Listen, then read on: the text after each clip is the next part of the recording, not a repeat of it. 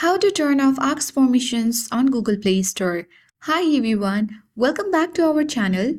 This is Rose and let's learn on how to turn off aux permissions on Google Play Store on Android device. Without further ado, let's begin.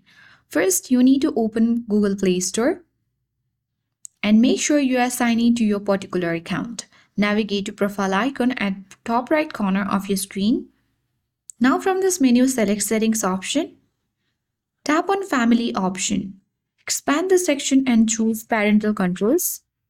Right now it has been turned on. You simply need to toggle off the button and enter your PIN code to modify parental controls. Now you have successfully turned off parental controls on Google Play Store. This means you have turned off aux permissions on Google Play Store on your Android device. Now you can easily download and install any games or applications without any permissions on Google Play Store. I hope this guide was helpful. If it was, then do like, share, comment, and don't forget to subscribe. Thank you for watching and I'll see you in the next video.